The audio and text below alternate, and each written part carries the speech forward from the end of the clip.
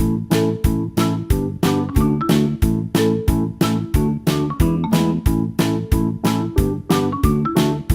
बच्चों, कैसे हैं आप सभी? मैं आशा करती हूँ आप सभी लोग स्वस्थ और प्रसन्न हैं। आज हम हमारा पाठ भाषा और व्याकरण को पढ़ेंगे और समझेंगे। तो भाषा क्या है?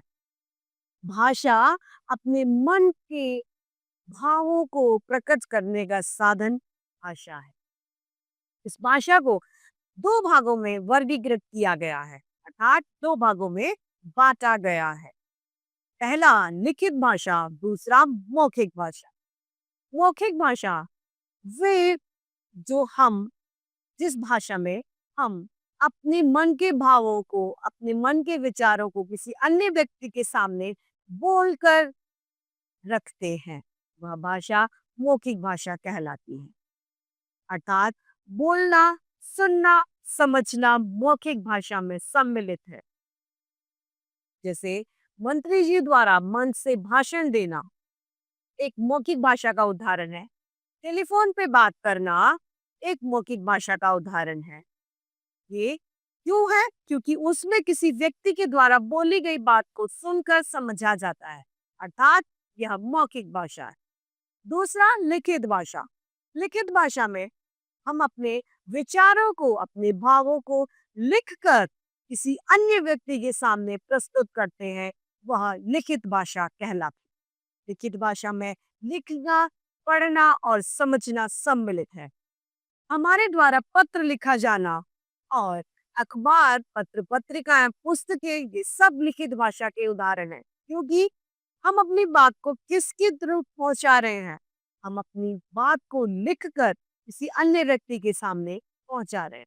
अखबार अखबार से हम सूचना पढ़कर समझ रहे हैं, वह भी लिखित भाषा का उदाहरण है। तो आइए इस भाषा और व्याकरण को विस्तार से पढ़ते और समझते हैं। ये है हमारा पाठ एक, भाषा और व्याकरण। हम मन के भावों और विचारों को कई प्रकार से प्रकट करते हैं। हम हाथ, पांव, सिर आदि के संकेत करके अपनी बातें दूसरों तक पहुंचाते हैं या दूसरों को संकेतों को भी समझते हैं। पशु पक्षी भी तरह तरह की आवाजें निकालते हैं। हमें ये लगता है कि पशु पक्षी नहीं बोलते हैं, वो ऐसे चिल्लाते हैं, लेकिन नहीं, वे भी अपनी भाषा में आपस में बात करते हैं। ये बात अलग है कि हम उनकी भाषा को समझने में असमर्थ हैं।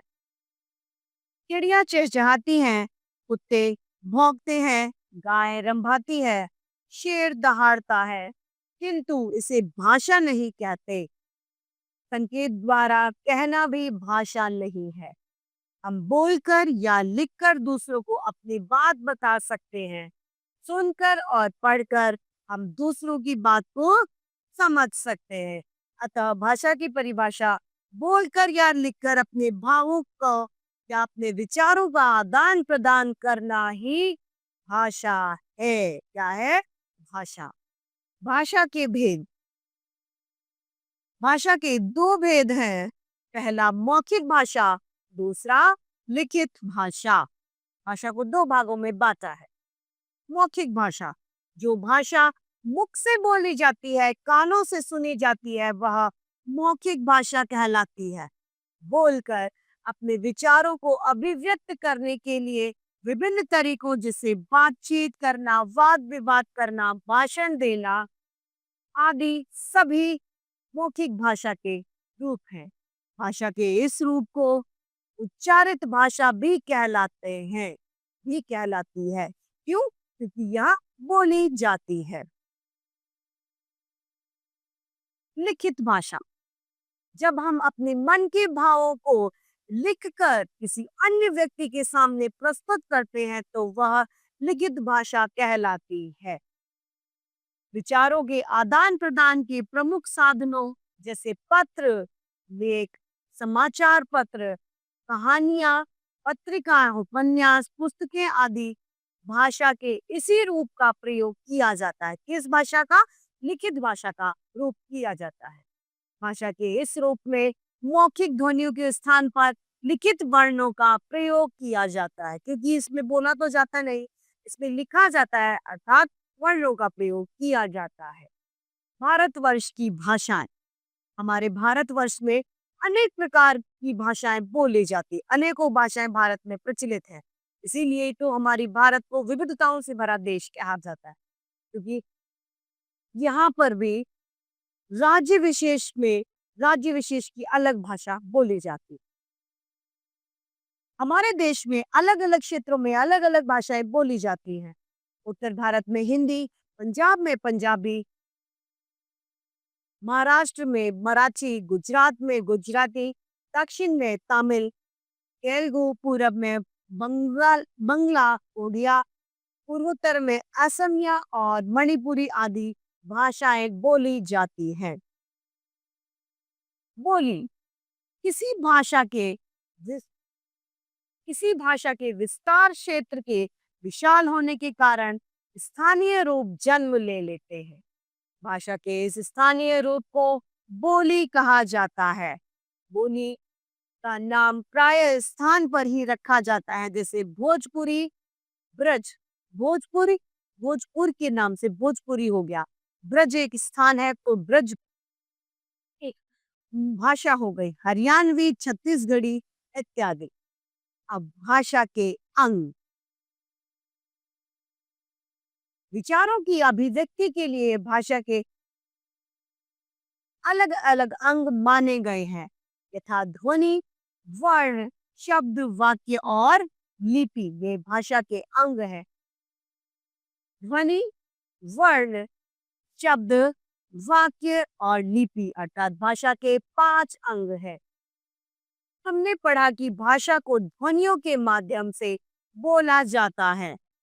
इसको लिखित रूप प्रदान करने के लिए लिपि का प्रयोग किया जाता है, जो वर्ण कहलाते हैं। भाषा लेखन के लिए जिन संकेतों, चिन्हों अथवा वर्णों की व्यवस्था निर्धारित की जाती है, जो व्यवस्था, इस व्यवस्था को लिपि कहते हैं। परिभाषा, किसी भाषा को लिखने की विधि ही लिपि कहलाती है। किसी भाषा को किस तरीके से लिखा जाना है, वह लिपि के तहत लिखा जाता है। भाषा और लिपि, संसार की अलग अलग भाषाएं अलग अलग लिपि में लिखी जाती हैं। जब भाषाएं अलग हैं तो उनकी लिपियां भी अलग होती हैं। जैसे हमारे हिंदी की लिपि देवनागरी लिपि है, वैसे संस्कृत भाषा को हिंदी की जननी कहा जाता है, अर्थात हिंदी का उद्गम संस्कृत से ही हुआ है। हिंदी और संस्कृत की लिपि भी एक जैसी है, देवनागरी लिपि। अंग्रेजी भाषा की रोमन, पंजाबी भाषा की गुरुमुखी लिपि जैसी भाषाएं, कई कई भाषाओं की अलग अलग लिपियां होती हैं। उदाहरण के लिए हिंदी की देवनागरी है, संस्कृत की देवनागरी लिपि, पंजाब की गुरुमुखी, अंग्रेजी की रोमन, तमिल की तमिल लिपि है, जापानी की जापानी है, उर्दू की फारसी और अरबी की अरबी लिपि है। अब है व्याकरण। भाषा को शुद्ध रूप से बोलना, पढ़ना और लिखना व्याकरण के माध्यम से ही सीखा जाता है। व्याकरण से ही भाषा के शुद्ध व अशुद्ध रूप का हमें ज्ञान होता है। अर्थात हम संक्षेप में यह कह सकते हैं कि शुद्धिकरण ही व्याकरण है। किसका शुद्धिकरण? भाषा का शुद्धिकरण ही व्याकरण है। परिभाषा, वह शास्त्र जो हमें भाषा को शुद्ध रूप से बोलना, लिखना, पढ़ना तथा उसका व्यवहार करना सिखाता है, व्याकरण कहलाता है। निम्नलिखित यहाँ पे कुछ वाक्य दिए गए हैं। पहला वाक्य है, पवन ने समर से कहा बाहर वर्षा हो रहा है। ये व्याकरण की दृष्टि से गलत है। मैं खेलने नहीं जाऊंगी। उपयुक्त वाक्य में अशुद्ध भाषा का प्रयोग किया गया है। इसमें कर्ता पुल्लिंग ने अशुद्ध क्रिया तथा लिंग का प्रयोग किया है। इसके अतिरिक्त वर्तनी प्रयोग में भी अशुद्धि है। व्याकरण की दृष्टि से इस वाक्य को शुद्ध रूप में ऐसे लिखेंगे, पवन ने समर से कहा बाहर वर्षा हो रही है, मैं खेलने नहीं जाऊंगा। जाऊंगी की जगह जाऊंगा हो जाएगा। व्याकरण के अंग। व्याकरण के 3 अंग है। पहला वर्ण विचार, दूसरा शब्द विचार, तीसरा वाक्य विचार। व्याकरण भाषा के प्रयोग से संबंधित है। भाषा को प्रकट करने के लिए वाक्यों का प्रयोग किया जाता है। वाक्यों की रचना शब्दों के द्वारा की जाती है तथा शब्दों का निर्माण वर्णों द्वारा किया जाता है। अतः इस आधार पर व्याकरण के 3 भेद होते हैं।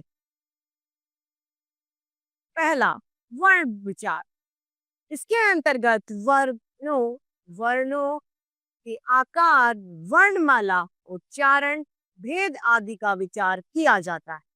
दूसरा है शब्द विचार। इसके अंतर्गत शब्द, रूप, उनके भेद, महत्व, शब्द तथा उनकी उत्पत्ति आदि पर विचार किया जाता है। तीसरा है वाक्य विचार।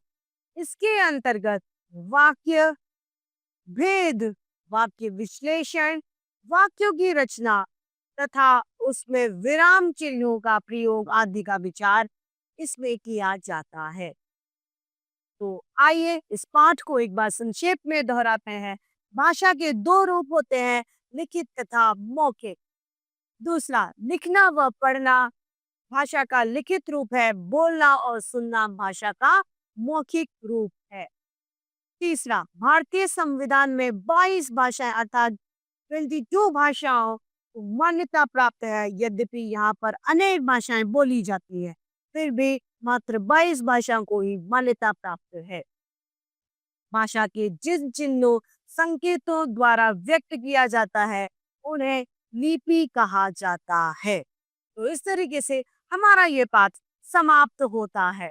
मैं आशा करती हूँ आप सभी लोगों को यह पाठ भले भांति रूप से समझ में आया होगा। तो आज के लिए इतना ही। हम फिर मिलते हैं। धन्यवाद।